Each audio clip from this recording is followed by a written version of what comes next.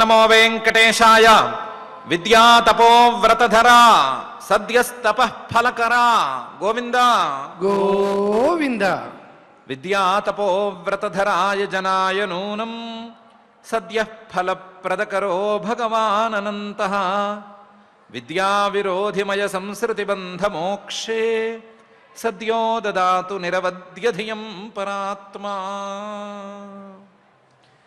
అని భూతభౌతిక ప్రపంచ నిర్మాత అఘటిత ఘటనాపటు మాయాధిష్ఠాత అయిన శ్రీనివాస పరమాత్ముని అవిద్యను పోగొట్టి విద్యను ప్రసాదించవలసిందిగా ప్రార్థించుకుంటూ శ్రీశుకుల వారు ఉపదేశం చేసిన శ్రీమద్భాగవతం యొక్క అధ్యయన కార్యక్రమాన్ని మనం ప్రారంభించుకుందాము. ప్రారంభంలో యథాప్రకారం ఆచార్యుల వారితో కలిసి ప్రార్థనా శ్లోకాలను చదువుకుని మంగళాచరణం చేసుకుందాం. ఓం నమో వెంకటేశాయ. శ్రీ గురు ప్రార్థనా. గురుర్బ్రహ్మా గురుర్విష్ణు గురుర్దేవో మహేశ్వరః. గురుః సాక్షాత్ పరం బ్రహ్మ తస్మై శ్రీ గురవే నమః. శ్రీనివాస ప్రార్థనా. పుష్పమాలానుషక్తాయ పుష్పహాసాయ కుర్మహే. పుష్పం హృదర్పయిత్వా తు శ్రీనివాసాయ తే నమః. అథ సంకల్పః.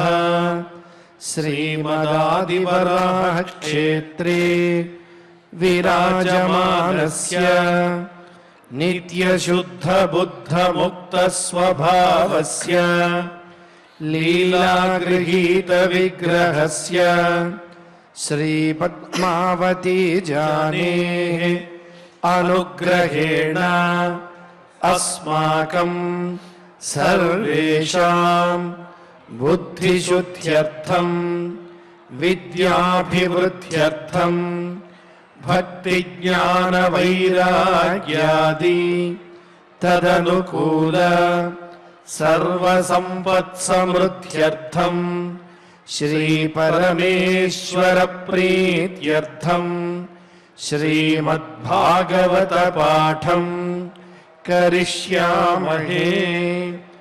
అస్య శ్రీమద్భాగవత స్తోత్ర మహామంత్రస్య నారద ఋషిః బృహతి ఛందః. శ్రీకృష్ణః పరమాత్మా దేవత. బ్రహ్మ బీజం భక్తిశక్తిః జ్ఞాన వైరాగ్యే కీలకం. అస్మాకం శ్రీమద్భగవత్ప్రసాద సిద్ధ్యర్థే పాఠే వినియోగః. ధ్యానం నారాయణాదృతవరార్భక నిశ్చయాఢ్యాం తారాపథధ్రువపదాప్తి విధానయుక్తాం మిత్రాసుతాప్తసుతకీర సుభాషితాఢ్యాం గాథామిమాం శృణుత భాగవతాతిరక్తాం.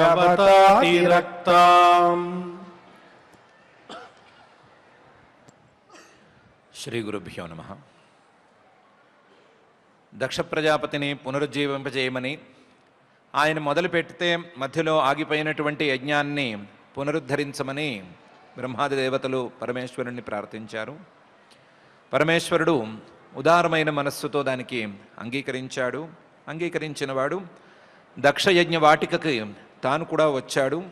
వచ్చి దక్షుడి మొండ్యాన్ని మేక తలకాయతో అతికిస్తే దాన్ని తన అనుగ్రహ దృష్టితో పునరుజ్జీవింపజేశాడు. దక్షుడికి మళ్ళీ పునఃప్రాణప్రతిష్ఠ చేశాడు. చేసిన తర్వాత దక్షుడు పైకి లేచాడు. లేచినటువంటి దక్షుడు పరమేశ్వరుడి మీద తాను పెంచుకున్నటువంటి ద్వేషం మొత్తం కరిగిపోగా తాను చేసిన తప్పులన్నీ గుర్తుకు రాగా పరమేశ్వరుణ్ణి 2 శ్లోకాలతో స్తుతి చేసుకుంటున్నాడు. ఆ స్తుతి చేసుకున్న విధానాన్ని మైత్రేయ మహర్షి గారు చెప్తున్నారు. దక్ష ఉవాచ. దక్షుడు పరమేశ్వరుడితో అంటున్నాడు, భూయాననుగ్రహ అహో భవతా కృతో మే దండస్త్వయా మయి భృతో యదపి ప్రలబ్ధః న బ్రహ్మబంధుషు చ వాం భగవన్నవజ్ఞా తుభ్యం హరేశ్చ కుత ఏవ ధృతవ్రతేషు అని. అయ్యా పరమేశ్వర, భూయాన్ అనుగ్రహ అహో భవతా కృతో మే. నా మీద నువ్వు చాలా పెద్ద అనుగ్రహాన్ని ప్రదర్శించావు. భూయాన్, చాలా గొప్ప అనుగ్రహ భవత, ఈరోజు నువ్వు నా మీద ప్రదర్శించావు. ఏమా అనుగ్రహం అంటే దండస్త్వయా మయి భృత, నన్ను శిక్షించావు. నన్ను ఎంత దాకా శిక్షించావు అంటే ఎంత దాకా శిక్షించడం అనేది వీలవుతుందో అంత దాకా శిక్షించావు. నాకు దండన అనే దాన్ని ప్రసాదించావు. దండస్త్వయా మయి భృత, నేను చేసిన పాపం మొత్తం ప్రక్షాళితమైపోయేలాగా ఇప్పటికిప్పుడు నాకు దండాన్ని ఇచ్చావు.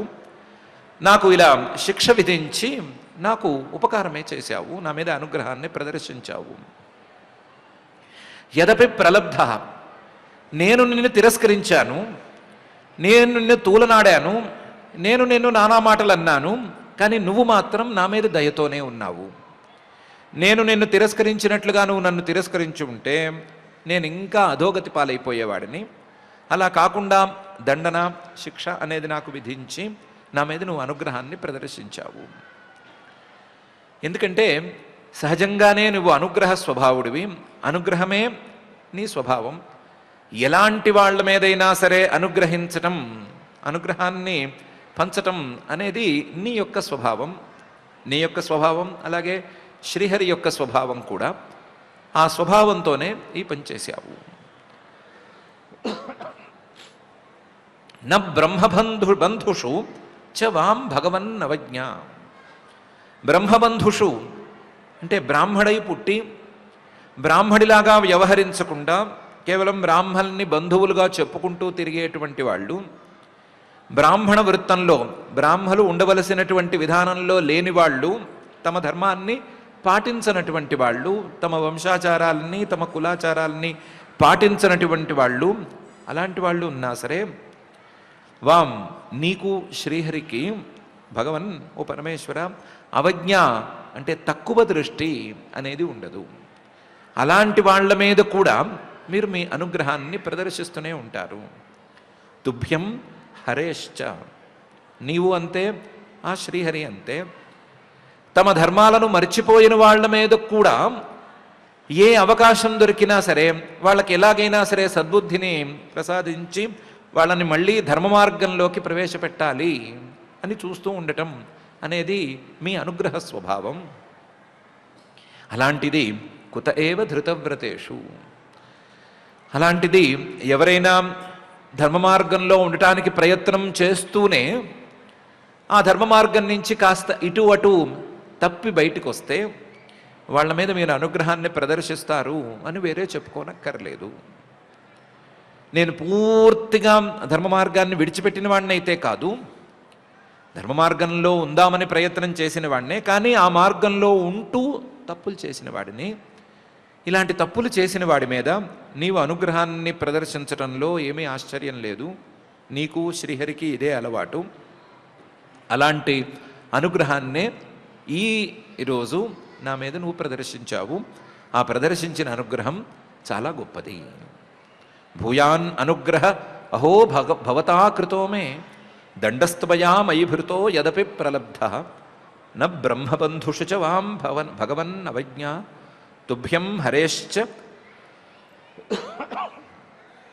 కుత ఏవ ధృతవ్రతేషు అని దక్షుడు పరమేశ్వరుడితో అంటున్నాడు.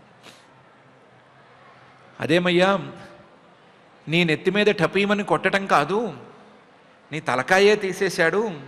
నీ తలకాయ తీసేసి నువ్వు మొదలుపెట్టిన యజ్ఞాన్ని విధ్వంసం చేసేసి మొత్తం పాడు చేసేసాడు కదా.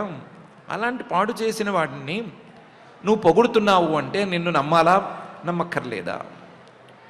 పాడు చేశాడు బలవంతుడు అని భయంతో పొగుడుతున్నావా, నిజంగా భక్తితో పొగుడుతున్నావా అని ఎవరైనా అడగచ్చు అని. అయ్యా, నాకు నీవు పాడు చేశావు అని భయం లేదు, ఎందుకు పాడు చేశావో తెలిసే నిన్ను నేను పొగుడుతున్నాను అని పై శ్లోకంలో అంటున్నాడు. విద్యాతపో వ్రతధరాన్ ముఖతస్మ విప్రాన్ బ్రహ్మాత్మతత్వమవితుం ప్రథమం త్వమస్రాక్ తద్బ్రాహ్మణాన్ పరమ సర్వవిపత్సు పాసై పాలః పశూనివ విభో ప్రగృహీతదండః అని. అయ్యా పరమేశ్వర, నీవే ఈ సృష్టికర్తవి అనే విషయంలో సందేహం లేదు. మధ్యలో నేను మర్చిపోయి ఉండవచ్చు, కానీ నీవే సృష్టికర్తవి. సృష్టి చేసే సమయంలో విద్యా తపోవ్రతధరాన్ ముఖతస్మ విప్రాన్, నీ ముఖం నుండి బ్రాహ్మణ జాతిని సృష్టి చేశావు. బ్రాహ్మణ జాతిని ముఖం నుండి ఎందుకు సృష్టి చేశావు అంటే వాళ్ళు స్వధర్మంలో ఉండి అందరికీ ఆదర్శప్రాయంగా ఉండాలి అని సృష్టి చేశావు. ఎలాంటి దారిలో ఎలాంటి ధర్మ మార్గంలో వాళ్ళు ఉండాలి అని నువ్వు ఉద్దేశించావు అంటే విద్యా తపో వ్రత ధరాన్. వాళ్ళు విద్య వేద విద్య అనేటువంటి మార్గంలో ఉండాలి, తపస్సు అనేటువంటి మార్గంలో ఉండాలి, వ్రతాలు అంటే నియమాలను అనుసరించేటువంటి మార్గంలో ఉండాలి. ఇలా విద్యా తపో వ్రత ధరాన్, ఈ మూడిటిని ధరించిన, ఈ మూడిటిని తాము అనుసరిస్తూ ఇతరులకు ఆదర్శప్రాయంగా ఉండేటువంటి విప్రాన్ విద్యాప్రధానమైనటువంటి బ్రాహ్మణుల్ని ముఖతః త్వం అస్రాక్, ముఖం నుండి నీవు సృష్టి చేశావు. ఎందుకు సృష్టి చేశావు అంటే బ్రహ్మ, నీవే బ్రహ్మవై ఆత్మతత్వం అవితుం, ఆత్మతత్వం వాళ్ళ ముఖాల ద్వారా అందరికీ అందాలి అనేటువంటి కారణంతో సృష్టి చేశావు. బ్రహ్మ ఆత్మతత్వం, వేదము ఆ వేద ప్రతిపాద్యమైనటువంటి ఆత్మతత్వము, ఈ రెండూ కూడా మొత్తం అందరికీ మూలకి అందాలి. అవితుం, వీరి అందరినీ చేరి అందరినీ ఇవి రక్షించాలి, అందరితోనూ ఇవి రక్షించబడాలి అనే కారణంతో ప్రథమం ముందుగా మానవుల సృష్టిలలో ముందుగా ఈ సృష్టిని చేశావు. వీళ్ళు పొరపాటున ఎప్పుడైనా తమ మార్గాన్ని మర్చిపోతే, ఏ మార్గాన్ని, విద్యా తపో వ్రత మార్గాన్ని కానీ బ్రహ్మ వేద మార్గాన్ని ఆత్మతత్వం అనేటువంటి మార్గాన్ని కానీ ఎప్పుడైనా వీళ్ళు మర్చిపోతే, ఆ దారి దాటి వేరే దారిలోకి ప్రవేశిస్తే తద్బ్రాహ్మణాన్, ఆ బ్రాహ్మల్ని సర్వ విపత్సు, ఇలాంటి ఆపదలలో పాసి నీవే పరిపాలిస్తావు, నీవే రక్షిస్తావు. ఎందుకంటే పరమ, నీవు సర్వోత్కృష్టుడివి, అందరికంటే గొప్పవాడివి. అందరికీ ఈ విద్యా తపో వ్రతాలు బ్రహ్మ వేదము ఆత్మతత్వము ఇవన్నీ అందాలి అనేటువంటి సంకల్పంలో ఉన్నవాడివి. ఆ సంకల్పంలో భాగంగా వాటిని ప్రచారం చేయవలసిన వాళ్ళు, వాటిని అందించవలసిన వాళ్ళు గనక మార్గం తప్పితే, మార్గం తప్పి వేరే రకంగా గనక వ్యవహరిస్తూ ఉంటే నీవే వాళ్ళను రక్షిస్తావు. రక్షించడం అనేది ఎలా రక్షిస్తావు అంటే పాలః పశూనివ విభో ప్రగృహీత దండ.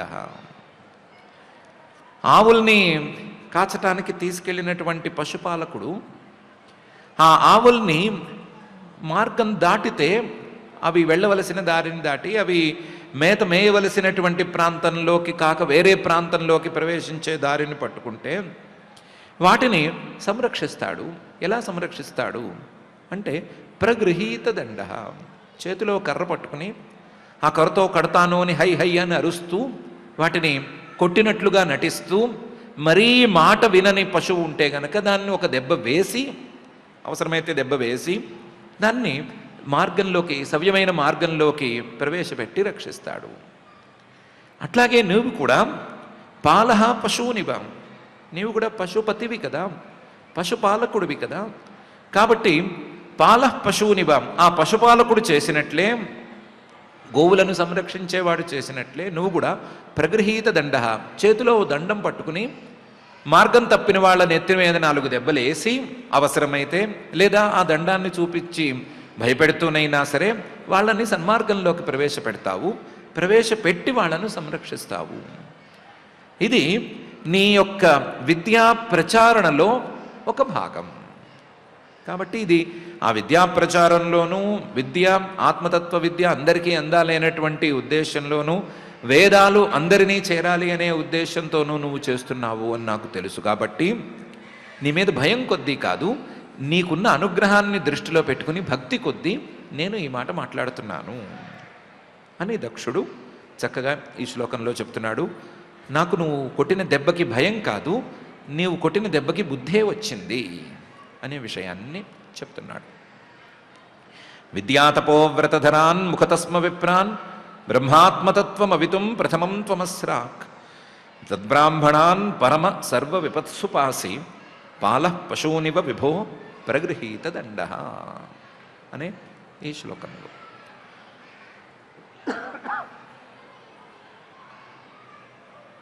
ఇది బాగానే ఉంది.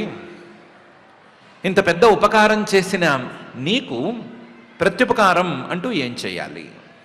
చాలా ఉపకారం చేశావు కదా, ఈ ఉపకారం చేసినందుకు ప్రత్యుపకారం ఏమైనా చేయాలి కదా, అంటే ఏం చేయాలి అంటే అంటున్నాడు, ఈ ప్రత్యుపకారం చేయగలిగిన పరిస్థితిలో నేను లేను, ఎవరు ఉండరు. ఎందుకంటే యోసౌ మయా విదిత తత్వదృశా సభాయాం క్షిప్తో దురుక్తి విశిఖైర్విగణయ్యతన్మాం అర్వాక్పతంతమర్హత్తమ నిందయాపాత్ దృష్ట్యార్ద్రయా స భగవాన్ స్వకృతేన తుష్యేత్ అని. అయ్యా, నీవు చేసిన ఉపకారం సామాన్యమైన ఉపకారమా? యోసౌ, నువ్వు ఎలాంటి వాడివి, ఎలాంటి ఉపకారం చేశావు? అవిదిత తత్వదృశ మయా, నాకా నీ తత్వం తెలియదు, నాకా అసలు తత్వం అంటే ఏంటి, తత్వజ్ఞానం అంటే ఏమిటి, ఇవేమీ తెలియవు. తెలియక నిన్ను సరిగ్గా గుర్తించలేక నువ్వేదో నేను సభలోకి వస్తే లేచి నుంచోలేదు అనే కోపాన్ని పెట్టుకుని సభాయాం 10 మంది ముందు కూడా క్షిప్త, నిన్ను నానా మాటలు అన్నాను, నానా మాటలతో నిన్ను నానా దెబ్బలు కొట్టాను. క్షిప్త దురుక్తి విశిఖై, దెబ్బలు కొట్టడం అంటే చేత్తో చరిచినట్టు దెబ్బలు కొట్టడం కాదు, ఏదో రాళ్ళు తీసుకుని వేసినట్లు దెబ్బలు కొట్టడం కాదు. దురుక్తి విశిఖై, చెడు మాటలు మాట్లాడి ఆ చెడు మాటలు అనేటువంటి బాణాలతో నిన్ను వేధించినట్లుగా కొట్టాను. క్షిప్తో దురుక్తి విశిఖై, నేను ఎన్ని మాటలు మాట్లాడినా నువ్వు ఆ రోజు కనీసం ప్రతివచనం పై మాట మాట్లాడలేదు, సైలెంట్గానే వెళ్ళిపోయావు. ఈరోజు వచ్చేసరికి మళ్ళీ నవ్వుమొహం పెట్టుకుని చాలా ప్రశాంతంగా సుఖంగా నాకు మళ్ళీ తిరిగి ఉపకారం చేయడానికి వచ్చావు. అంటే నేను మాట్లాడిన ఏ మాటని నీవు లెక్క చేయలేదు. విగణయ్య, ఏమీ లెక్క చేయకుండానే తన్మాం ఈరోజు వచ్చి అర్వాక్ పతంతం, ఇంకా ఇంకా అధపాతాళానికి దిగిపోతున్నాను. నిన్ను మాటలు అనటం దాటి ఇంకా చాలా చాలా జరిగిపోయినాయి. నిరీశ్వర యాగం ఏమిటి, సతీదేవి ప్రాణత్యాగం ఏంటి, చాలా అన్యాయం అయిపోతోంది. ఇంకా రోజు రోజుకి అధపాతాళానికి నేను దిగజారిపోతుంటే అర్వాక్పతంతం అర్హత్తమ, అందరికంటే ఎక్కువగా పూజ్యుడమైనటువంటి ఓ పరమేశ్వర, నిందయా అపాహత్, నేను చేసిన నిందను లెక్క చేయకుండా ఆ నింద ఈశ్వర నింద అనేది ఇంకా పెరిగిపోకుండా నీవు రక్షించావు. నన్ను అలాగే వదిలేసి ఉంటే ఇంకా నిన్ను తిడుతూనే ఉండేవాడినేమో, ఇంకా నింద చేస్తూనే ఉండేవాడినేమో. అలాంటి పరిస్థితి లేకుండా నా తలకాయ తీసేసి నన్ను ఈ శివనింద నుంచి దూరం చేశావు. నిందయా అపాత్. చాలా ఆశ్చర్యం. ఆర్ద్రయ, చాలా ఆర్ద్రమైన మనస్సు నీది, ప్రేమతోనూ కరుణతోనూ నిండినటువంటి మనస్సు. ఇలాంటి మనస్సు ఉన్నవాడివి, ఇలాంటి ప్రేమతో నిండిన మనస్సుతో ఉపకారం చేసేవాడివి, నీకు నేను ఏమిచ్చి ప్రత్యుపకారం చేస్తాను? నీకు ప్రత్యుపకారం చేయటం, ప్రత్యుపకారంతో నిన్ను నేను సంతోషపెట్టడం అనేది జరిగే పని కానే కాదు. అందుకని స్వకృతేన తుష్యేత్, నీవు చేసిన పనికి నీవు సంతోషించి ఊరుకోవాల్సిందే. నీవు చేసిన పనికి నేను పరమేశ్వరుణ్ణి, అందరికంటే పెద్దవాణ్ణి, అందరికంటే గొప్పవాణ్ణి, కింద వాళ్ళు నాకంటే తక్కువ వాళ్ళు ఎన్ని రకాలుగా మాట్లాడుకున్నా నేను మాత్రం నా బాధ్యతలోనే ఉన్నాను, నేను మాత్రం నా స్వభావాన్ని వదిలిపెట్టుకోలేదు అని అనుకుని సంతోషించవలసిందే. అంతే తప్ప నీకు ప్రత్యుపకారం చేయటం అనేది నా చేతుల్లో లేనే లేదు. ప్రత్యుపకారానికి అందనటువంటి మహోపకారాన్ని నువ్వు నాకు చేశావు అని దక్షుడు యోసౌ మయా అవిదిత తత్వదృశా సభాయాం క్షిప్తో దురుక్తి విశిఖై విగణయ్య తన్మాం అర్వాక్పతంతమర్హత్తమ నిందయాపాత్ దృష్ట్యార్ద్రయా స భగవాన్ స్వకృతేన తుష్యేత్ అని తన పరిపూర్ణమైన భక్తిని ప్రత్యుపకారం కూడా చేయలేనటువంటి పరిస్థితిలో ఉన్నాను అని చెప్పుకోవటం ద్వారా వినయాన్ని పరమేశ్వరుడి మీద ప్రదర్శించుకున్నాడు.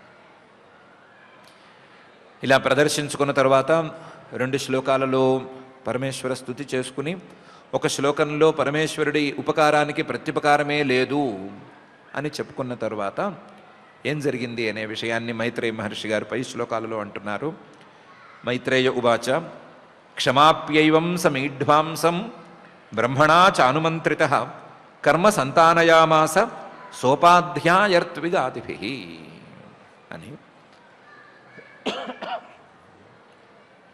క్షమాప్యైవం సమీఢ్వాంసం, మీఢ్వాంసం తనకు ఒక్కసారి దండం పెడితే కోరిన వారి కోరికలన్నీ తీర్చేటువంటి ఆ పరమేశ్వరుణ్ణి దండం పెట్టి క్షమాప్య నన్ను క్షమించమని అని వేడుకున్నాడు దక్షుడు. ఆయన స్వభావానికి తగ్గట్టుగా వెంటనే అప్పటికప్పుడు అన్నీ మళ్ళీ ఇంకోసారి కూడా క్షమించేశాడు. ఇలా క్షమింపజేసుకుని దక్షుడు సమీఢ్వాంసం బ్రహ్మణాచ అనుమంత్రిత, పక్కనే ఉన్న బ్రహ్మగారు దక్షుణ్ణి చూసి ఇంకా అయిందేదో అయిపోయింది, ముందు యజ్ఞాన్ని ముందుకు జరుపు, పరమేశ్వర ఆజ్ఞ అయింది, ఈ ఈశ్వరాజ్ఞతో నువ్వు మళ్ళీ యజ్ఞాన్ని ముందుకు తీసుకెళ్ళు అని చెప్పారు. చెప్పగా దక్షుడు విన్నాడు. బ్రహ్మణాచ అనుమంత్రిత కర్మ సంతానయామాస. వీరభద్రుడు ప్రవేశించిన క్షణానికి ఎక్కడ ఉన్నారో అక్కడి నుంచి మళ్ళీ కర్మని పునఃప్రారంభించాలి అని మొదలుపెట్టాడు. కేవలం ఆయన ఒక్కడే చేయలేడు కాబట్టి సోపాధ్యాయర్త్విగాదిభిః ఈ కర్మను ప్రారంభింపజేసేటువంటి భృగు మహర్షి గారు, అలాగే ఋత్విక్కులు, మిగతా సదస్యులు, ఉపాధ్యాయులు అందరూ ఆ కర్మం చేయవలసిన విధానాన్ని నిర్ణయించేటువంటి పెద్దలు, వీళ్ళందరినీ ఒకసారి సమావేశపరిచి ఎక్కడ ఆగాం, ఎక్కడి నుంచి మళ్ళీ ముందుకెళ్ళాలి, ఆ ముందుకు వెళ్ళటానికి ఏమేం చేయాలి అని ఆలోచించుకున్నాడు. ఆలోచించుకుని ఆ విధానాలను మొదలుపెట్టాడు. క్షమాప్యైవం సమీఢ్వాంసం బ్రహ్మణా చానుమంత్రిత కర్మ సంతానయామాస సోపాధ్యాయర్త్విగాదిభిః అని మహర్షి గారు పైన జరిగిన దాన్ని ప్రారంభించి చూపిస్తున్నారు. కర్మ మొదలు పెట్టడం అనేది చిన్న విషయం కాదు. కర్మలో ఏదైనా ఒక యాగం మొదలు పెడితే, యజ్ఞం మొదలు పెడితే ఆ యజ్ఞంలో ఈ క్రతువు తర్వాత ఈ ముక్క తర్వాత ఈ ముక్క, ఈ ముక్క తర్వాత ఈ ముక్క అనేటువంటి వరస ఉంటుంది. ఆ వరస తప్పటానికి వీల్లేదు, ఆ వరస మధ్యలో కట్టవటానికి వీల్లేదు, ఆ వరసలో గ్యాప్ ఎంత కావాలో అంతకు మించి రావటానికి కూడా వీల్లేదు. కానీ ఇక్కడ చాలా పెద్ద గ్యాప్ వచ్చింది, మధ్యలో అసలు శాలే ధ్వంసమైపోయింది, అలాంటి అపవిత్ర ఇది కూడా వ్యవహారం కూడా జరిగింది, కర్త లేకుండా పోయాడు కాసేపు, ఇవన్నీ చాలా అల్లకల్లోలాలు జరిగినాయి కదా. అందుకని మళ్ళీ ఈ యజ్ఞాన్ని పునఃప్రారంభించటం కోసం మళ్ళీ యజ్ఞం ఒక సంతాన రూపంలో, అంటే వరుస క్రమంలోకి మళ్ళీ రావటం కోసం వైష్ణవం యజ్ఞసంతత్తిగై త్రికపాలం ద్విజోత్తమాః పురోడాశం నిరవపన్ వీర సంసర్గ శుద్ధయే అనే తీరులో చేయవలసినటువంటి వైష్ణవ పురోడాశ త్రికపాల యాగాన్ని మొదలుపెట్టారు అని మహర్షి గారు చెప్తున్నారు. వైష్ణవం విష్ణువు దేవతగా కలిగినటువంటి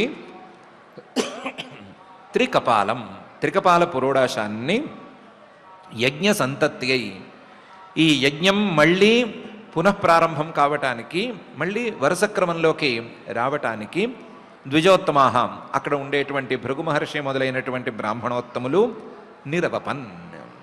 నిర్వాపం చేశారు. వైష్ణవ త్రికపాల పురోడాశ యాగాన్ని ప్రారంభించారు.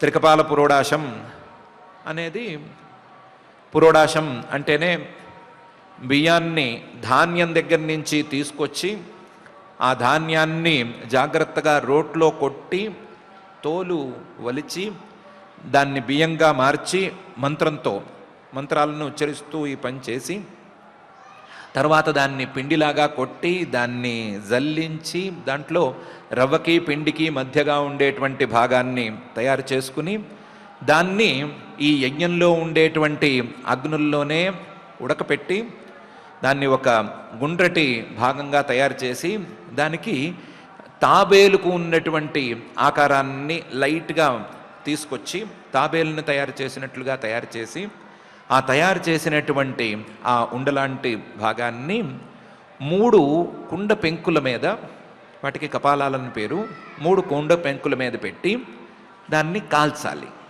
దాన్ని శ్రపణం అంటారు. శ్రపణం చేయాలి. కాల్చడం కోసం కొన్ని విధానాలు ఉన్నాయి. ఆ విధానాల ప్రకారం దాన్ని కాల్చి దాన్ని అందంగా తయారు చేయాలి. మాడిపోకుండాను చక్కగా కాలేటట్టుగాను తయారు చేయాలి. ఇలా తయారు చేసినటువంటి దానికి పురోడాశం అని పేరు. ఆ పురోడాశం కింద ఎన్ని కుండ పెంకు ముక్కలు పెడతారో, ఎన్ని కపాలాలు పెడతారో అన్ని కపాలాల పేరుతో ఈ పురోడాశానికి పేరు వస్తుంది. ఇప్పుడు మనం చెప్పుకుంటున్నది 3 కుండ పెంకు ముక్కల మీద పెట్టినటువంటి పురోడాశం కాబట్టి దీనికి త్రికపాలం అని పేరు. ఇలాగే అష్టాకపాలము, ఏకాదశకపాలము, ద్వాదశకపాలము, అబ్బో ఎన్ని విధానాలు కావాలంటే అన్ని విధానాలు ఉంటాయి. వాటికి ఆ పేర్లు వస్తాయి. ఈ త్రికపాలం అనేటువంటి పురోడాశం విష్ణువుకి సమర్పించవలసినటువంటి పురోడాశం. వైష్ణవం త్రికపాలం అని వేదం. ఆ విష్ణువు గనక ఒంటరిగా దేవతగా ఉండే మాట అయితే 3 కపాలాల మీదే ఆయనకి పురోడాశం వస్తుంది. ఆ ఒంటరిగా ఉండేటువంటి విష్ణువుని దేవతగా పెట్టుకుని వీళ్ళు ఆ యాగంలోనే చిన్న అవాంతర యాగాన్ని, అవాంతర ఇష్టిని చేస్తున్నారు. ఆ చేస్తున్న ఇష్టిలో త్రికపాల పురోడాశాన్ని తయారు చేసి పెట్టారు.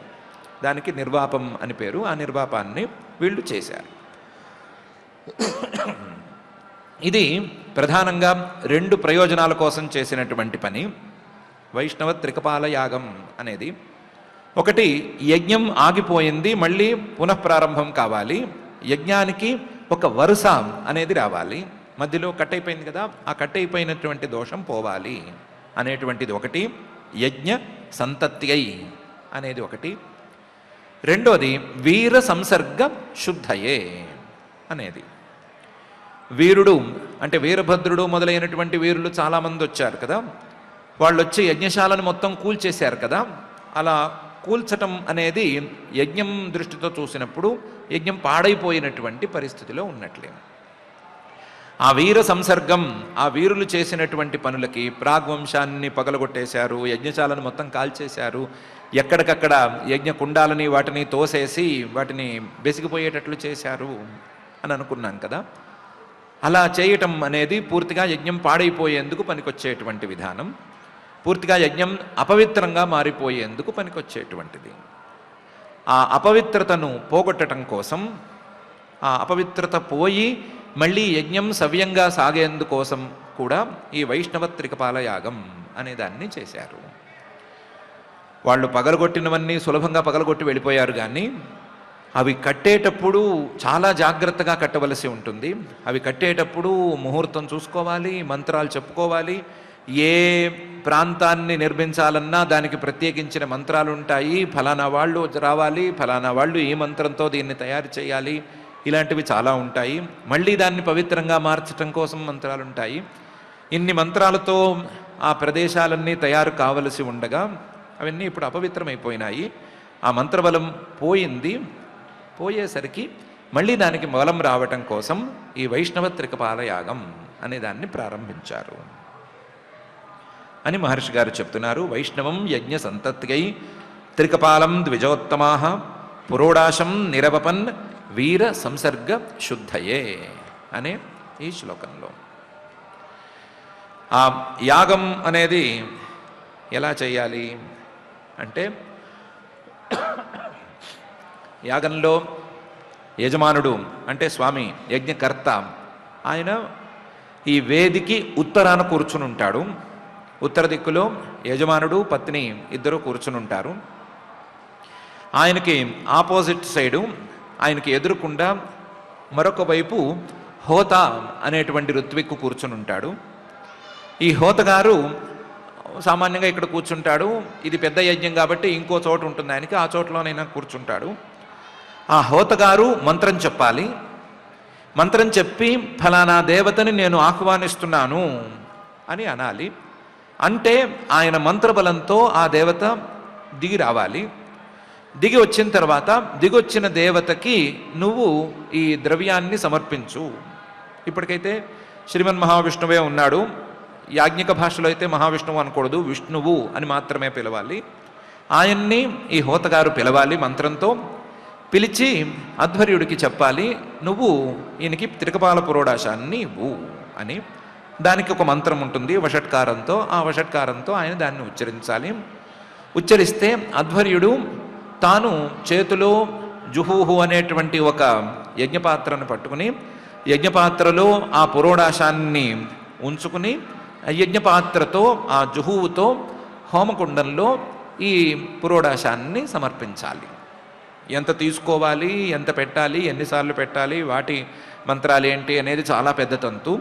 ఇవన్నీ జరిగితే అధ్వర్యుడు ద్రవ్యాన్ని హోమకుండంలో సమర్పిస్తే పక్కన ఉత్తర దిక్కున కూర్చున్నటువంటి దక్షిణ దిక్కున కూర్చున్నటువంటి ఆ యజమాని గారు ఇది దేవతకు చెందుగాక అని మానసికంగా ప్రార్థన చేసుకోవాలి.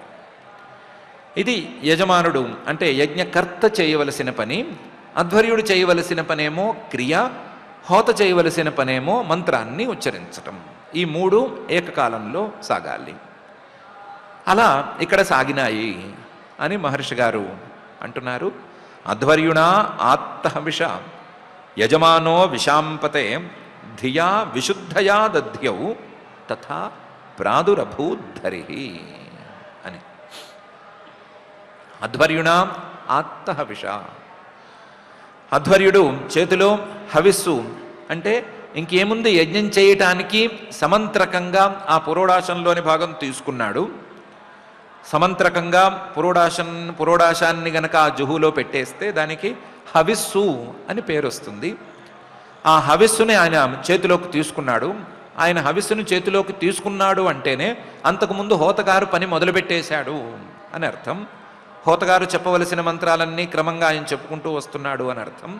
వీళ్ళిద్దరూ ఈ పని చేసేసరికి యజమాన ఆ దక్ష ప్రజాపతి గారు, యజ్ఞకర్త అయినటువంటి దక్ష ప్రజాపతి గారు, విశాంపతే ఓ విదురా, ధయా విశుద్ధయా దధ్యౌ, మనస్సును మొత్తం ప్రశాంతంగా చేసుకుని ఆ హోతగారు చెప్తున్నటువంటి మంత్రం, ఆ మంత్రానికి అర్థంగా ఉండేటువంటి దేవత, ఆ దేవత ఇక్కడికి వచ్చింది, ఆ వచ్చినటువంటి దేవత తాలూకు లక్షణాలు ఆ మంత్రంలో స్పష్టంగా ఉన్నాయి, ఆ మంత్రంలో ఉన్నటువంటి రూపంతోనే దేవత వచ్చింది అని మనసులో ధ్యానించుకుని ఆ దేవతకి నేను ఈ హవిస్సుని సమర్పించుకుంటున్నాను అని భావించాడు. యాగం అనేది ప్రధానంగా ఈ అంశం మీదే ఆధారపడుతుంది. మనసులో మంత్రంలో చెప్పినటువంటి దేవతని మంత్రంలో చెప్పిన విధానంతోనే ధ్యానించుకుంటూ ఆ ధ్యానించుకున్నటువంటి దేవతకి అక్కడ సమర్పించేటువంటి ద్రవ్యం చెందుగాక అని ప్రార్థించుకోవటమే చేయవలసినటువంటి పని. దీనికే యాగమని పేరు. దేవతోద్దేశేన ద్రవ్యత్యాగ యాగ అని మీమాంసకులు అంటారు. ఆ యాగాన్ని ఈయన చేశాడు. చేసే సమయంలో మనస్సు ప్రశాంతంగా మారింది అని అనుకున్నాం కదా. మనసులో ఉండేటువంటి శివద్వేషం ఇవన్నీ పోయేసరికి మనసంతా శరద్రథం లాగా మారిపోయింది, శరత్కాలంలో ఉండే చెరువులాగా విశుద్ధంగా ఉంది అనుకున్నాం కదా. అందువల్ల ఆ మంత్రార్థం మొత్తం చక్కగా మనసులోకి ఎక్కింది. ఆ మంత్రమయమైనటువంటి దేవత మనసులోకి వచ్చేసింది. మంత్రమయమైనటువంటి దేవత విష్ణువు కాబట్టి ఆ విష్ణువు మనసులోకి వచ్చేశాడు.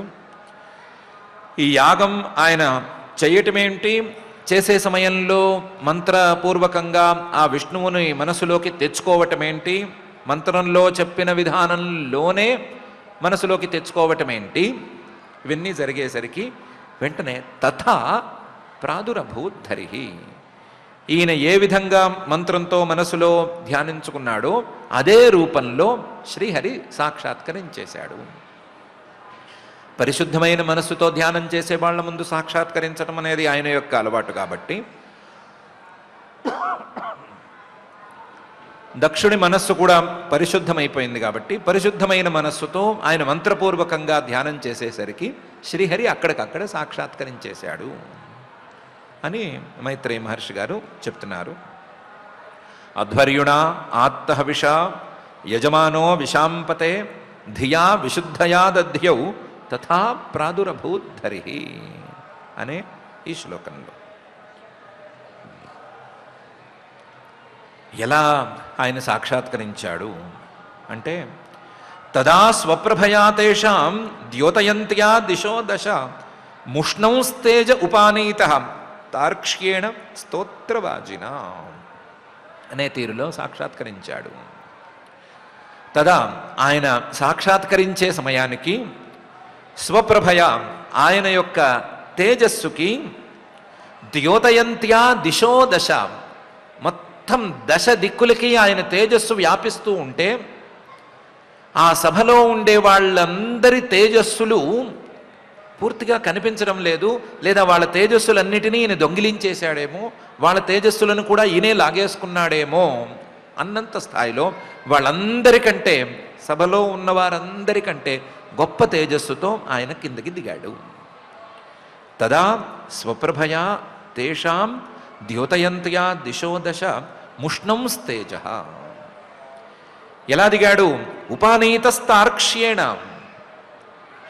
గరుడ పక్షి మీద గరుడు తన భుజాల మీద తీసుకొచ్చి కిందకి దించుతుంటే గరుడు ద్వారా దిగాడు. ఉపానీత ఆ యజ్ఞశాలకు దగ్గరగా వచ్చాడు. యజ్ఞశాలలో ఆ హవిర్భాగం తీసుకోవలసినటువంటి ప్రదేశానికి విచ్చేశాడు. అయితే మరి అప్పటికి గరుడు ఇంకా పుట్టినట్లేదు కదా, గరుడు పుట్టడానికి ఇంకా చాలా సమయం ఉంది కదా అనుకుంటే ఈ గరుడు ఆ గరుడు కాడు, తార్క్ష్యేణ స్తోత్రవాజిన. ఛందోమయమైనటువంటి గరుడు, వేద రూపంలో ఉండేటువంటి గరుడు, బృహద్రథంతరే పక్షౌ అని శృతి చెప్పినటువంటి గరుడు, వేద ప్రతిపాద్యమైనటువంటి ఆ శ్రీమన్మహావిష్ణువు వేదాలను మంత్రాలను ఆధారంగా చేసుకుని మంత్రరూపమైనటువంటి గరుడ పక్షి మీద ఆసీనుడై దిగాడు.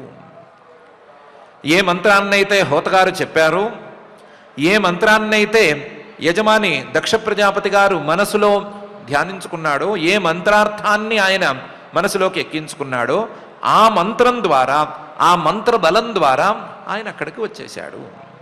ఉపానీత స్తార్క్ష్యేణ స్తోత్రవాజిన.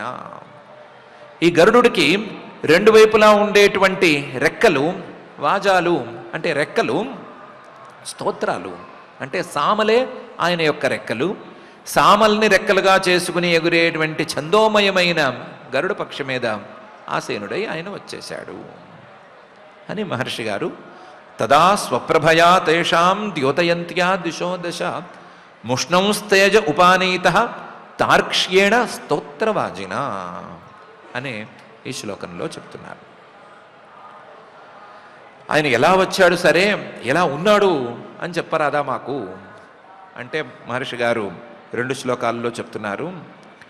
శ్యామో హిరణ్యరశనోర్క కిరీట జుష్ట నీలాలక భ్రమరమండిత కుండలాస్య కంవబ్జ చక్ర శరచాపగదాసి చర్మ వ్యగ్రైర్హిరణ్మయ భుజైరివ కర్ణికార అని. ఆయన శ్యామ సహజంగానే నీలవర్ణంలో ఉండేవాడు, నల్లగా ఉంటాడు, నల్లగానే వచ్చాడు. దానికి హిరణ్య రశన బంగారు వస్త్రాలను చుట్టాడు ఆ రూపానికి. దీనికి తోడు అర్క కిరీట జుష్ట తలకాయ మీద కిరీటాన్ని ధరించాడు.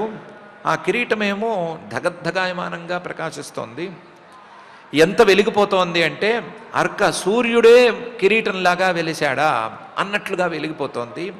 అర్క కిరీట జుష్ట. ఆ కిరీటానికి కొంచెం కిందగా నీలాలక భ్రమర మండిత కుండలాస్య నల్లని కురులు, ఆ కురులు చూడటానికి తుమ్మెదల్లాగా ఉన్నాయి. నీలాలక భ్రమర, ఆ తుమ్మెదల్లాగా ఉండేటువంటి కురులతో మండిత చాలా అందంగా ఉంది ఈయన మొహం.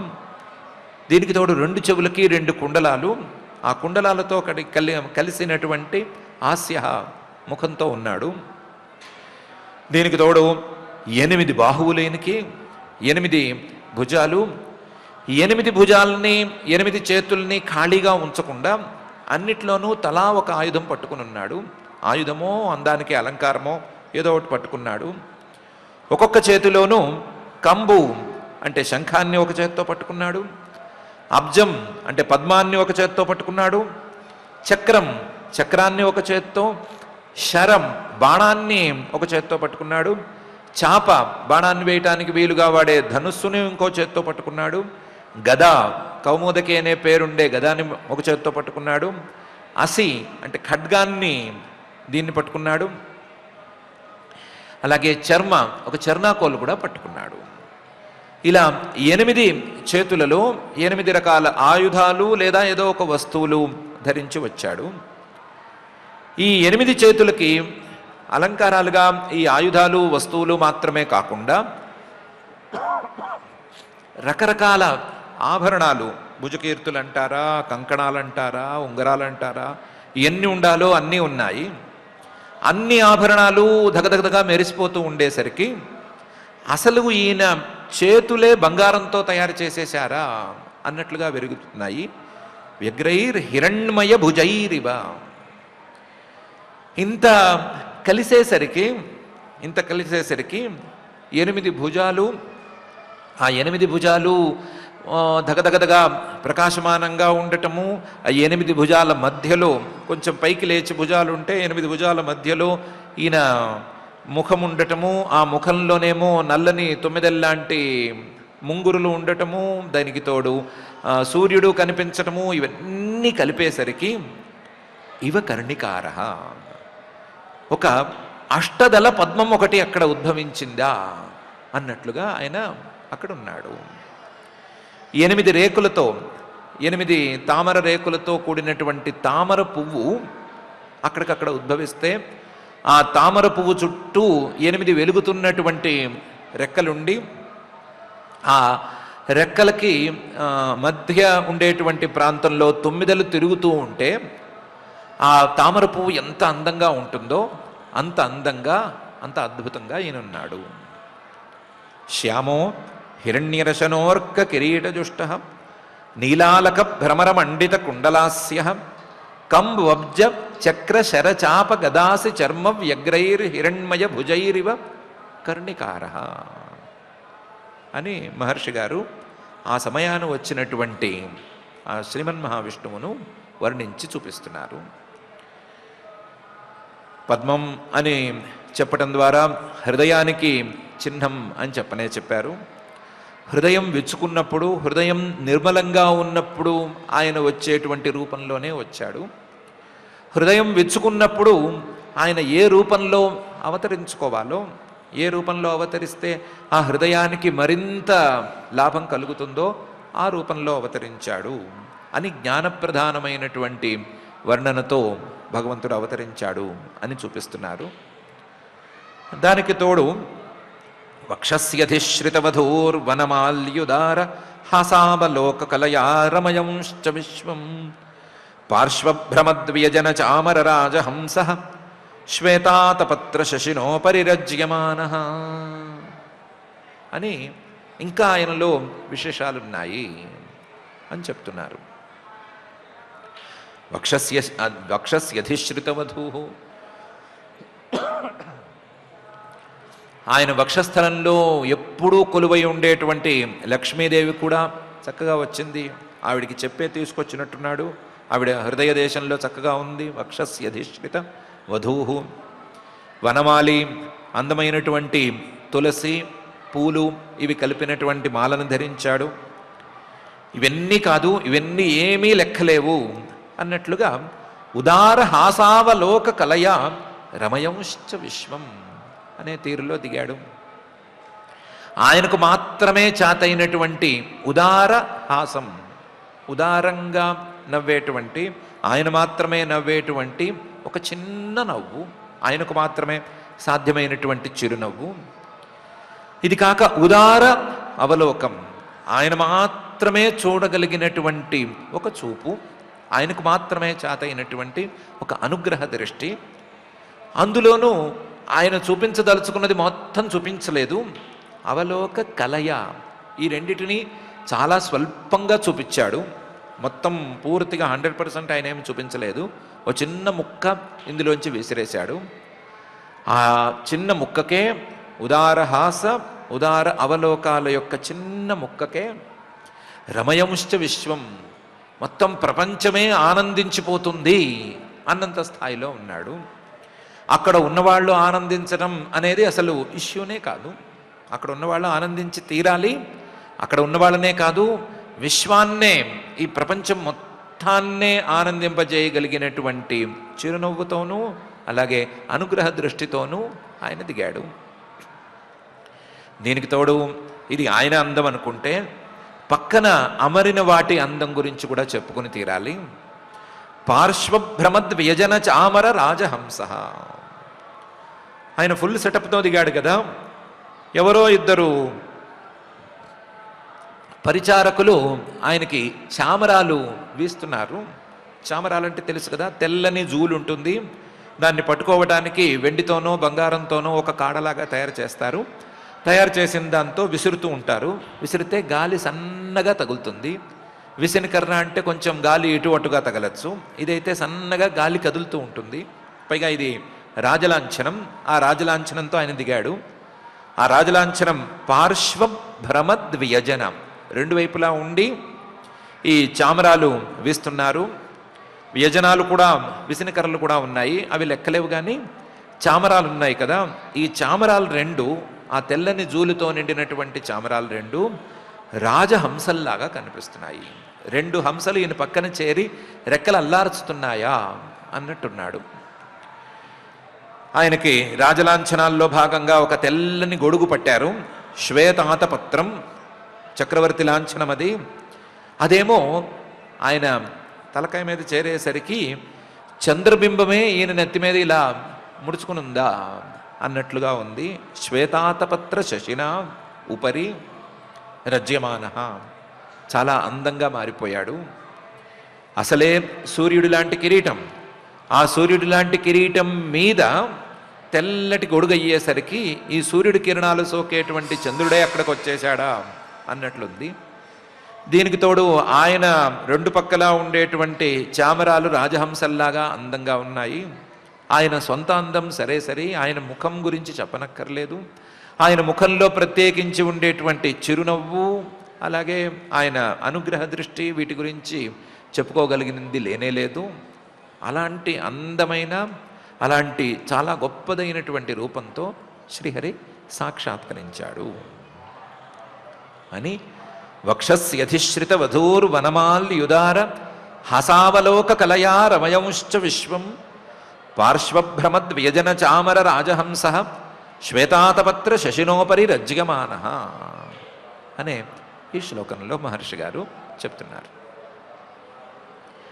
అయ్యగారు వచ్చారు కదా, వచ్చేసరికి తముపాగతమాలక్ష్య సర్వే సురగణాదయ ప్రణేము సహసోత్థాయ బ్రహ్మేంద్ర త్రక్ష్య నాయకా అని ఉన్నవాళ్ళు ఉన్నట్లుగా అందరూ హడావిడిగా లేచారు. లేచిన వాళ్ళు దండాలు కూడా పెట్టేసుకున్నారు అని ఈ శ్లోకంలో చెప్తున్నారు. ఆ శ్రీహరి ఆ రూపంలో ఉపాగతం వచ్చేసరికి ఆలక్ష్య, ఆ వచ్చిన శ్రీహరిని అందరూ చూశారు.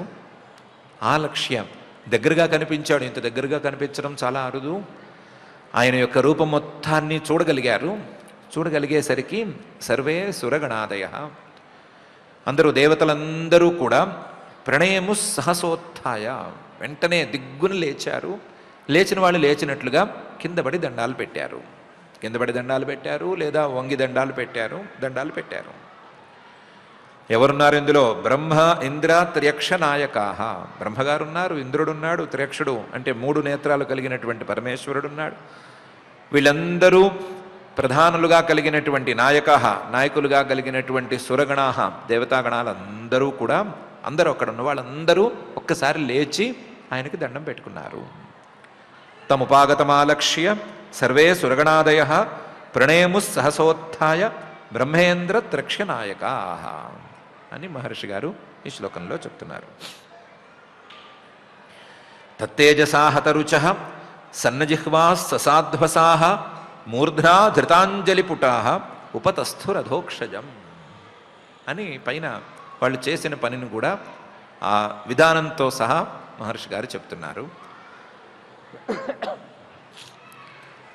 ఆ శ్రీహరి ఆ రూపంతో సాక్షాత్కరించేసరికి తత్తేజస హతరుచ, ఆయన తేజస్సుకి అక్కడ ఉన్న వాళ్ళ తేజస్సు మొత్తం హరించుకుపోయినట్టయింది.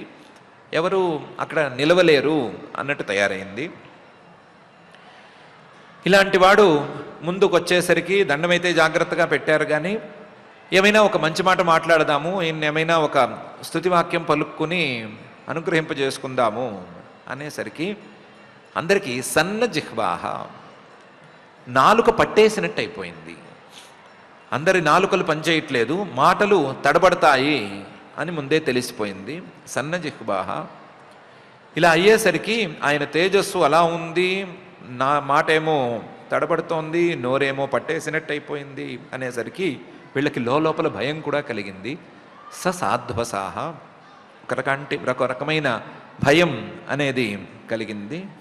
ఆ భయంతో వీళ్ళు ఇలా కాదనుకుని మూర్ధనా ధృతాంజలి పుటా, అంతవరకు ఏదో వంగి దండాలు పెట్టిన వాళ్ళు ఉన్నారు కదా, అలా కాదనుకుని రెండు చేతులు తల మీద పెట్టి మూర్ధనా ధృతాంజలి పుటా, మమ్మల్ని భయపెట్టద్దు అన్నట్లుగా రెండు చేతులు పైకెత్తి ఉపతస్థు, వాళ్ళు చేసుకోదలుచుకున్న స్థుతిని చేయటం ప్రారంభించారు. అధోక్షజం, ఇంద్రియాలు వాటి దారిని మార్చుకుంటే మాత్రమే కనిపించేటువంటి ఆ శ్రీమన్ మహావిష్ణువుని, ఇంద్రియాల దారిని మార్చగలిగినటువంటి, ఇంద్రియాల ప్రవృత్తిని తిరస్కరించిన తర్వాత దాన్ని తొక్కేసిన తర్వాత మాత్రమే చూడగలిగినటువంటి ఆ అధోక్షజుడిని వీళ్ళందరూ దేవతలందరూ కూడా స్తుతి చేసుకోవటం కష్టం మీద ప్రారంభించారు అని. తత్తేజసా హతరుచ సన్నజిహ్వా ససాధ్వసా మూర్ధ్నా ధృతాంజలి పుటా ఉపతస్థురధోక్షజం అనే ఈ శ్లోకంలో మహర్షి గారు చెప్తున్నారు. ఏం స్తుతి చేద్దాము అని ఎవరికి వాళ్ళకి ఒకటే సందేహం. ఎందుకంటే అప్యర్వాగ్వృత్తయో యస్య మహిత్వాత్మభువాదయ యథామతి గృణంతి స్మ కృతానుగ్రహ విగ్రహం అనే తీరులో ఆయన రూపం ఉంది. అప్యర్వాగ్వృత్తయ, వచ్చిన శ్రీమన్ మహావిష్ణువు ఒక రూపంతో కనిపిస్తున్నాడు. కృతానుగ్రహ విగ్రహం, అనుగ్రహంతో ఒక రూపాన్ని ధరించి ఎదురుకుండా సాక్షాత్కరించి ఉన్నాడు కానీ ఈయన తత్వం ఇంత కాదు, ఇంతకంటే చాలా పెద్దది అని ఉన్న వాళ్ళందరికీ తెలుసు. అప్యర్వాగ్వృత్తయ, మనకు కనిపిస్తున్నటువంటి ఈయన రూపం పరిపూర్ణమైన రూపమేం కాదు, దీన్ని మించిన రూపం ఏంది. అసలు ఏ ఇంద్రియానికి ఏ మనస్సుకు అందనటువంటి రూపం, ఏ మనోవృత్తి ద్వారానూ అందుకోలేనటువంటి రూపం ఇది, అసలు రూపం అలాంటిది అని అనుకున్నారు. దీనికి తోడు ఈయన ఈయన మహిమ అనేది సామాన్యమైంది కాదు అని అనుకున్నారు. అనుకున్న తర్వాత ఇలాంటి పరిస్థితుల్లో ఈయన్ని ఏమని స్తుతి చేయాలి? కనిపించే రూపమా పరిపూర్ణం కాదు, ఈయన మహిమన మనం అందుకోలేము, మనం ఎప్పటికీ అందుకోలేము. ఇలాంటి పరిస్థితుల్లో మనం ఈయన్ని ఏమని స్తుతి చేస్తాము అని అనుకున్నారు. అలా అనుకున్న వారిలో ఆత్మభువాదయ బ్రహ్మగారే ముందున్నాడు. బ్రహ్మగారే ఈ మాట అనుకున్న తర్వాత మిగతా వాళ్ళ విషయం గురించి ఏమని చెప్పుకోవాలి? ఎవరికి ఆయన్ని పరిపూర్ణమైన రూపంతో స్తోత్రం చేసేటువంటి అవకాశం లేనే లేదు అనే పరిస్థితి అక్కడ ఉంది. అయినా సరే అందరూ ఒగ్గబెట్టుకుని ఆయన పరిపూర్ణ రూపాన్ని మనం ఎందుకు స్తుతి చేయటం, ఆయన్ని తత్వాన్ని తెలుసుకున్న తర్వాత స్తుతి చేయటం అనేది ఏం మిగులుతుంది? అలా కాదు, మనకి ఎంత చేత అయితే అంత మాట్లాడుకోవాలి, ఎంత చేతనైనంత మేరకు మనం స్తుతి చేసుకోవాలి అని నిర్ణయించుకుని యథామతి గృణంతి స్మ, వాళ్ళ బుద్ధులు ఎంతవరకు అనుమతిస్తాయో, వాళ్ళ బుద్ధి స్థాయి అనేది ఎంతవరకు సరిపోతుందో అంతవరకు చూసుకుని స్తుతి చేయటం ప్రారంభించారు. అప్యర్వాగ్వృత్తయోజస్య మహిత్వాత్మభువాదయ యథామతి గృణంతి స్మ కృతానుగ్రహ విగ్రహం అని మహర్షి గారు అక్కడ ఉన్న వాళ్ళ ఇబ్బంది, ఆ ఇబ్బందిని వాళ్ళు అధిగమించిన తీరు రెండిటిని చక్కగా చెప్తున్నారు. అయితే ఎవరు ముందుగా ఆ పరమాత్మను స్తుతి చేయాలి, ఎవరికి ముందు మాట్లాడే హక్కు ఉంటుంది అంటే, ఆ యజ్ఞం జరుగుతోంది కాబట్టి యజ్ఞంలో యజమానుడుగా ఉండేటువంటి దక్ష ప్రజాపతి గారికే ఉంటుంది అని మహర్షి గారు తేల్చారు. అక్కడున్న వాళ్ళందరూ ఎలాగూ దాన్ని తేల్చుకునే ఉన్నారు. అందువల్ల ముందు దక్షుడికి అవకాశం దక్కింది. దక్షుడు దక్షో గృహీతార్హణ సాధనోత్తమం యజ్ఞేశ్వరం విశ్వసృజాం పరం గురుం సునందనందాద్యనుగైర్వృతం ముదా గృణన్ ప్రపేదే ప్రయతః కృతాంజలి అని ముందు మాట్లాడాడు. దక్షుడు గృహీతార్హణ సాధనోత్తమం. అప్పటికప్పుడు పక్కన ఏవో పూలుంటే, పూలో పళ్ళో ఏవో ఉంటే ఆ పూలు పళ్ళు వాటినన్నిటినీ ఓ పాత్రలోకి తీసుకున్నాడు. అర్హణ పూజకు ఉపయోగించేటువంటి పదార్థాలన్నిటినీ సాధనం ఒక పాత్రలో పెట్టుకున్నాడు. ఆ పాత్ర ఉత్తమమైనటువంటి పాత్రగా ఉండేటట్లుగా చూసుకున్నాడు. దాన్ని గృహీత చేతిలోకి తీసుకున్నాడు. గృహీత అర్హణ సాధనోత్తమం అలా చేతిలోకి తీసుకుని భక్తిగా ఆ కనిపించినటువంటి రూపం ముందు జరిగాడు. ఆ రూపం ఎలాంటి రూపం? యజ్ఞేశ్వరం, యజ్ఞంలో పూజింపబడేటువంటి రూపం, యజ్ఞంలో పూజింపబడి యజ్ఞానికి ఫలితాలను ఇచ్చేటువంటి రూపం యజ్ఞేశ్వర రూపం. ఆ యజ్ఞేశ్వర రూపం దగ్గరకు చేరాడు. విశ్వసృజాం పరం గురుం, విశ్వసృజాం ఈ విశ్వాన్ని సృష్టి చేసేటువంటి ఈ ప్రజాపతులందరికీ కూడా పరం గురుం, పరమ గురువు ఆయన. ప్రజాపతులందరికీ తండ్రి గారు బ్రహ్మగారైతే బ్రహ్మగారు గురువు అనుకుంటే, ఆ బ్రహ్మగారికే తండ్రి, బ్రహ్మగారికే గురువు కాబట్టి ఈయన పరమ గురువు అవుతాడు. గురువు గారిని పరమ గురువు అని అనటం కద్దు. ఈ దక్ష ప్రజాపతి గారికి మిగతా ప్రజాపతులందరికీ కూడా ఈయన పరమ గురువు అవుతాడు. యజ్ఞేశ్వరం విశ్వసృజాం పరం గురుం, వాళ్ళకు కూడా గురువు, పరమ గురువు అయినటువంటి ఆయన దగ్గరకు చేరాడు. ఆయన దగ్గరకు చేరాలి అంటే ఆయన చుట్టూ చాలామంది పరివారం ఉన్నారు. సునంద నందాద్యనుగైర్వృతం, సునందుడు నందడు అనేటువంటి అనుగ అంటే అనుసరించి వచ్చేటువంటి పరిచారకులు, వాళ్లతో వ్రతం, వాళ్ళు చుట్టూ మూగి ఉన్నారు. ఆయన ఒక్కడే కాదు, పరివారంతో సహా వచ్చేశాడు. ఆ పరివారంతో, చుట్టూ ఉన్న పరివారంతో కలిసి ఉన్నాడు ఆయన. అలాంటి రూపాన్ని, అలాంటి శ్రీమన్ మహావిష్ణువును ఈయన ప్రపేదే చేరాడు. ఎలా చేరాడు? ముదా, సంతోషంగా చేరాడు. నేను ఒక్కసారి మనసులో మంత్రపూర్వకంగా ఈయన్ని స్మరించేస్తే నా ముందు సాక్షాత్కరించాడు కదా, ఎంతటి గొప్పవాడినా అనేటువంటి సంతోషంతో, తన ఒక్క మంత్రమే ఫలించినటువంటి ఆనందంతో ముదా ప్రపేదే ఆయన దగ్గరకు చేరాడు.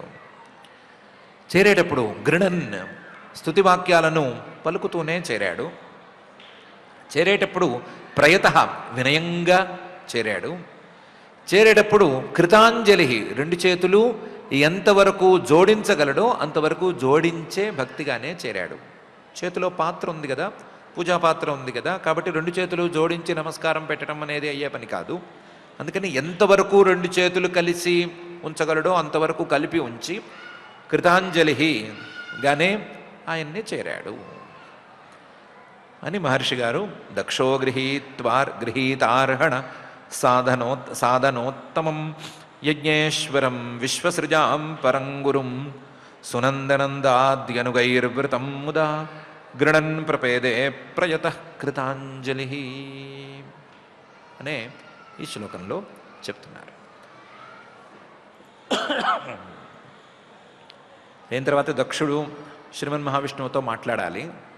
అయితే ఈరోజు దక్షుడు పరమేశ్వరుడితో మాట్లాడటంతో మొదలు పెట్టుకున్నాం కాబట్టి రేపు ఒక పని చేద్దాము, దక్షుడు శ్రీమన్ మహావిష్ణువుతో మాట్లాడటంతో మొదలు పెట్టుకుందాము. మొదలు పెట్టుకుని దక్షుడు మాట్లాడిన తీరు, తర్వాత మిగతా వాళ్ళు మాట్లాడిన తీరు, వీటన్నిటిని గురించి రేపు చర్చించుకుందాము. ఈరోజుకైతే దక్షుడు చెప్పినటువంటి మాటల్లో ఒక ప్రధానమైన మాటని మనం చాలా గట్టిగా పట్టుకుందాము.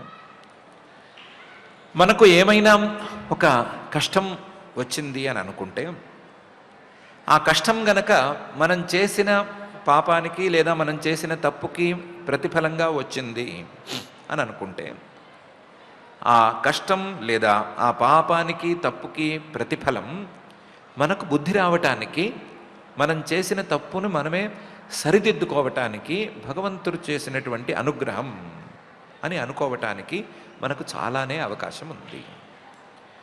కష్టాన్ని అనుభవించటం కష్టమే, అది దండన రూపంలో ఉన్నప్పుడు దాన్ని భరించటం సహించటం చాలా కష్టమే.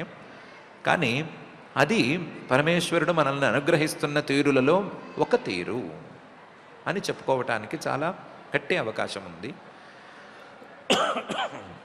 ఇలా కష్టాలను ఇవ్వటం ద్వారా, కష్టాలను మనకు అందించడం ద్వారా పరమేశ్వరుడు మనకి చాలా పెద్ద ఉపకారం చేస్తున్నాడు అని నమ్మటానికి కూడా ఎంతో అవకాశం ఉంది. కష్టాన్ని ఇచ్చినంత మాత్రాన, కష్టం మనకు కలిగినంత మాత్రాన భగవంతుడు మన మీద చిన్న చూపు చూస్తున్నాడు అని చెప్పుకోవటానికి ఏమీ లేదు. ఒక కర్ర పట్టి అదిలించినంత మాత్రాన ఆ గోపాలకుడు గోవుల్ని హింసించేవాడేమీ కాడు. ఆ గోవులకి, ఆ పశువులకి అయ్యా బాబు అని చెప్తే అర్థమయ్యే పరిస్థితి ఏమీ లేదు. వాటి యొక్క మానసిక స్థితి, వాటి యొక్క పరిస్థితి అదే. బాబాబు అని గడ్డం పట్టుకుంటే అవేం మాట వినవు. అలా మాట వినని పశువుల్ని కర్రతో అదిలించటం అనేదేమీ హింసకు తార్కాణం కాదు. కర్రతో అదిలించి వాటిని సన్మార్గంలో పెట్టటమే అతను చేసే పని. అలాగే బాబాబు అని చెప్తే మాట వినకుండా, ధర్మాన్ని వేద రూపంలోనూ శాస్త్రాల రూపంలోనూ చెబితే వినకుండా, ఆ ధర్మ మార్గాన్ని పట్టుకోకుండా, ధర్మాన్ని ఆచరించకుండా పశుప్రాయంగా ఉండేటువంటి వాళ్ళని, వాళ్ళు చేసిన తప్పులకి చిన్న చిన్న దండనలను విధించి అవి అర్థమయ్యేటట్లు చేసి మళ్ళీ ధర్మ మార్గంలో ఉంచాలనుకోవటం అనేది పరమేశ్వరుడు చేసే తప్పు అని మాత్రం అనుకోవటానికి వీల్లేదు. ఆయన మన మీద చేసేటువంటి అనుగ్రహం కిందనే దాన్ని భావించుకోవాలి. అలా భావించుకున్నప్పుడు మనం మరింత ధర్మాన్ని ఆచరించటానికి వీలు, ధర్మ మార్గంలోకి పునఃప్రవేశం చేయటానికి వీలు అనేది కలుగుతుంది అని మనం విశ్వసించాలి. అలాంటి విశ్వాసంతో, ఒకవేళ ఈ విశ్వాసం మాకు అక్కర్లేదు, మాకు పరమేశ్వరుడి దండన అక్కర్లేదు అని అనుకుంటే అసలు ధర్మ మార్గమే విడిచిపెట్టకుండా తప్పులు చేయకుండా ఉండేటువంటి విధానంతో కానీ మనం ఉండేందుకు అవకాశం ఉంది. కష్టం వస్తే పరమేశ్వరుడు దారిలో పెడుతున్నాడు అని కానీ, అసలు కష్టం ఎందుకు రావాలి, మనం దారిలో ఎందుకు పెట్టబడాలి, మనమే దారిలో ఉంటే సరిపోతుందా అని కానీ, రెండిట్లో ఏదో ఒక దాన్ని మనం గట్టిగా అనుకుందాం. అనుకుని ధర్మ మార్గాన్ని మాత్రం విడిచిపెట్టకుండా ఆ ధర్మ మార్గం ద్వారా అందుకోవలసినటువంటి పరమేశ్వర తత్వాన్ని అందుకోవటానికి మనం సమాయత్తమవుదాం.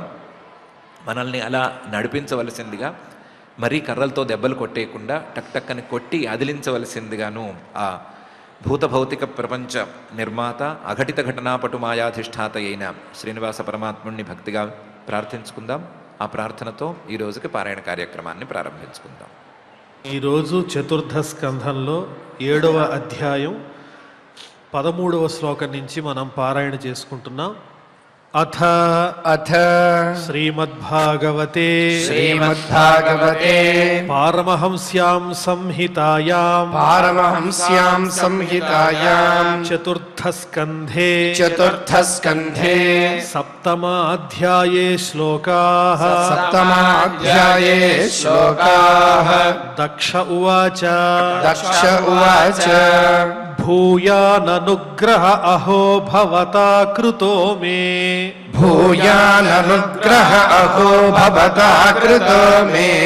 దండస్త్వయా మయి భృతో యదపి ప్రలబ్ధ ప్రలబ్ధః దండస్త్వయా మయి భృతో యదపి ప్రలబ్ధః న బ్రహ్మబంధుషు చ వాం భగవన్నవజ్ఞా న బ్రహ్మబంధుషు చ వాం భగవన్నవజ్ఞా తుభ్యం హరేశ్చ కుత ఏవ ధృతవ్రతేషు తుభ్యం హరేశ్చ కుత ఏవ ధృతవ్రతేషు విద్యా తపోవ్రతధరాన్ముఖతస్మ విప్రాన్ విద్యా తపోవ్రతధరాన్ముఖతస్మ విప్రాన్ బ్రహ్మాత్మతత్వమవితుం ప్రథమం త్వమస్రాక్ బ్రహ్మాత్మతత్వమవితుం ప్రథమం త్వమస్రాక్ తద్బ్రాహ్మణాన్ పరమ సర్వ విపత్సుపాసి తద్బ్రాహ్మణాన్ పరమ సర్వ విపత్సుపాసి పాలః పశూనివ విభో ప్రగృహీత దండః పాలః పశూనివ విభో ప్రగృహీత దండః యోసౌ మయా విదిత తత్వదృశా సభాయాం యోసౌ మయా విదిత తత్వదృశా సభాయాం క్షిప్తో దురుక్తి విశిఖైర్విగణయ్య తన్మాం క్షిప్తో దురుక్తి విశిఖైర్విగణయ్య తన్మాం అర్వాక్పతంతమర్హత్తమనిందయాపాత్ అర్వాక్పతంతమర్హత్తమనిందయాపాత్ దృష్ట్యార్ద్రయా స భగవాన్ స్వకృతేన తుష్యేత్ దృష్ట్యార్ద్రయా స భగవాన్ స్వకృతేన తుష్యేత్ మైత్రేయ ఉవాచ మైత్రేయ ఉవాచ క్షమాప్యైవం సమీఢ్వాంసం క్షమాప్యైవం సమీఢ్యాంసం బ్రహ్మణా చానుమంత్రితః బ్రహ్మణా చానుమంత్రితః కర్మ సంతానయామాస కర్మ సంతానయామాస సోపాధ్యాయర్త్విగాదిభిః సోపాధ్యాయత్విగాదిభిః వైష్ణవం యజ్ఞ సంతత్యై వైష్ణవం యజ్ఞ సంతత్యై త్రికపాలం ద్విజోత్తమాః త్రికపాలం ద్విజోత్తమాః పురోడాశం నిరవపన్ పురోడాశం నిరవపన్ వీర సంసర్గ శుద్ధయే వీర సంసర్గ శుద్ధయే అధ్వర్యుణాత్త హవిషా అధ్వర్యుణాత్త హవిష యజమానో విశాంపతే యజమానో విశాంపతే ధియా విశుద్ధయా దధ్యౌ ధియా విశుద్ధయా దధ్యౌ తథా ప్రాదురభూద్ధరిః తథా ప్రాదురభూద్ధరిః తదా స్వప్రభయా తేషాం తదా స్వప్రభయా తేషాం ద్యోతయంత్యా దిశో దశ ద్యోతయంత్యాదిశో దశ ముష్ణం స్తేజ ఉపానీతః ముష్ణం స్తేజ ఉపానీతః తార్క్ష్యేణ స్తోత్రవాజినా తార్క్ష్యేణ స్తోత్రవాజినా శ్యామో హిరణ్యరశనోర్క కిరీటజుష్టో శ్యామో హిరణ్యరశనోర్క కిరీటజుష్టో నీలాలక భ్రమరమండిత కుండలాస్యః నీలాలక భ్రమరమండిత కుండలాస్యః కంబువబ్జ చక్రశరచాప గదాసి చర్మ కంబోజ్జ చక్రశరచాప గదాసి చర్మ వ్యగ్రైర్హిరణ్మయ భుజైరివ కర్ణికారః వ్యగ్రైర్హిరణ్మయ భుజైరివ కర్ణికారః వక్షస్యధిశ్రిత వధూర్వనమాల్యుదార వక్షస్యధిశ్రిత వధూర్వనమాల్యుదార హాసావలోక కలయా రమయంశ్చ విశ్వం హాసావలోక కలయా రమయంశ్చ విశ్వం పార్శ్వభ్రమద్వ్యజన చామర రాజహంసః పార్శ్వభ్రమద్వ్యజన చామర రాజహంసః శ్వేతాతపత్ర శశినోపరిరజ్యమానః శ్వేతాతపత్ర శశినో పరిరజ్యమానః తముపాగతమాలక్ష్య సర్వే సురగణాదయః ప్రణేముః సహసోత్థాయ బ్రహ్మేంద్రత్రియక్షనాయకాః తత్తేజసా హతరుచః సన్నజిహ్వాః ససాధ్వసాః మూర్ధనాధృతాంజలిపుటాః ఉపతస్థురథోక్షజం అప్యర్వాగ్వృత్తయో యస్య మహిత్వాత్మభువాదయః యథామతి గృణంతి స్మ కృతానుగ్రహ విగ్రహం దక్షో గృహీతార్హణ సాధనోత్తమం యజ్ఞేశ్వరం విశ్వసృజాం పరం గురుం సునందనందాద్యనుగైర్వృతం ముదా గృణన్ ప్రపేదే ప్రయతః కృతాంజలిః ఇతి శ్రీమద్భాగవతే పారమహంస్యాం సంహితాయాం చతుర్థస్కంధే సప్తమాధ్యాయే శ్లోకాః ఓం నమో వెంకటేశాయ. మానితశ్యామాయ మాన శరీర దీధితులు నల్దిక్కుల దీటుకొనగా కాంచన మేఖలా కాంతులతోడ కౌశేయ చిలద్యుతుల్ సిలిమిజేయ లక్ష్మీ సమాయుక్త లలిత వక్షంబున వైజయంతి ప్రభల్ వన్యజూప హాటకరత్న కిరీట కోటి ప్రభల్ బాలార్క రుచులతో మిలమాడ లలిత నీలాభ్రరుచి కుంతలములుదనరన్ ప్రవిమలాత్మీయ దేహజ ప్రభ సరోజ భవ భవామర ముఖ్యుల ప్రభలు మాపన్ అఖిల లోకైక గురుడు నారాయణుండు అని ఆ విష్ణుమూర్తి యొక్క అద్భుతమైనటువంటి ఆగమన వర్ణన. తదనంతరం ఆ యజ్ఞేశ్వరుని చూసి దక్షుడు మొదలు బ్రహ్మగారు మొదలు ఇతరు దేవతలందరూ కూడా ఏ రకంగా స్తుతికి సమాయత్తమయ్యారు, రేపు దక్షుడు ఏ రకంగా స్తుతించబోతూ ఉన్నాడు ఇత్యాది విశేష విషయాలన్నిటినీ కూడా శ్రీమద్ భాగవత అమృత రసాస్వాదంలో భాగంగా ఆ దేవదేవుని యొక్క నిస్సీమ కృపా కటాక్ష వీక్షణతో మనం ఈనాటి అధ్యయన కార్యక్రమంలో చక్కగా తెలుసుకున్నాం. నిరంతరము ఇటువంటి భాగ్యాన్ని ప్రసాదించమని ఆ దేవదేవుని వేడుకుంటూ భక్తితో శ్రద్ధగా క్షమాప్రార్థన దగ్గర నుంచి మంగళాంత శ్లోకం వరకు పఠిస్తూ మంగళాంతంగా నేటి ఈ అధ్యయన కార్యక్రమానికి పరిసమాప్తిని పలుకుదాం.